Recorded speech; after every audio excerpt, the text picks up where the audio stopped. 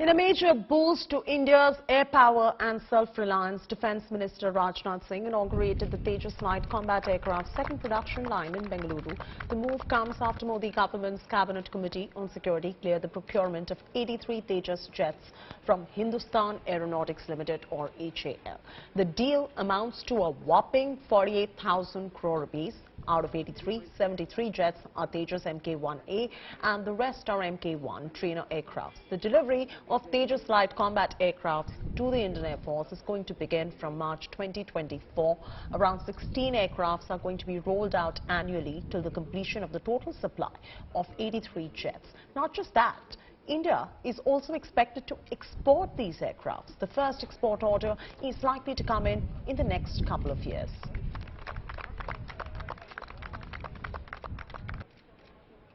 नए तेजस प्लांट का उद्घाटन करते हुए मुझे बेहद खुशी हो रही है और इस अवसर पर अपनी तरफ से मैं आप सभी देवियों सज्जनों को हार्दिक बधाई भी देता हूं और हम लोगों का प्रयास होगा, जैसा सेक्रेटरी डिफेंस प्रोडक्शन ने कहा है, कि जल्दी से जल्दी और भी नए ऑर्डर्स एचएएल को मिलें, ये हम लोगों की कोशिश होगी। और मैं कह सकता हूं कि इंडिजिनस डिफेंस प्रोक्योरमेंट के इतिहास में यह सबसे बड़ा प्रोक्योरमेंट है।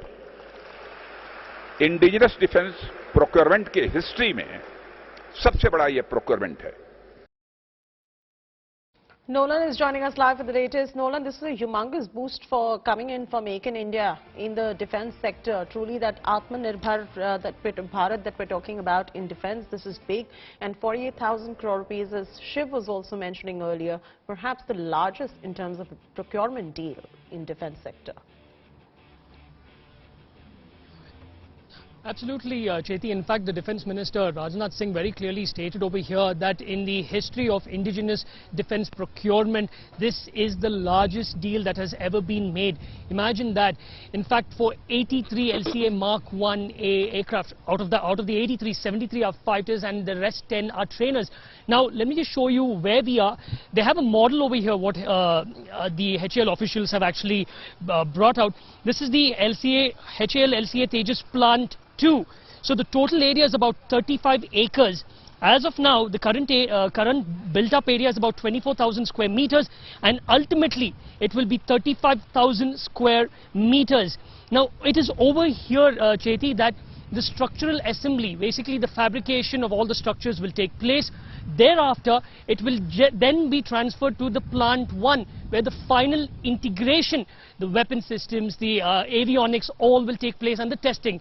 Now, this is where the Defence Minister had come over here. This is number 7 hangar, where one of the structural assembly process will take place.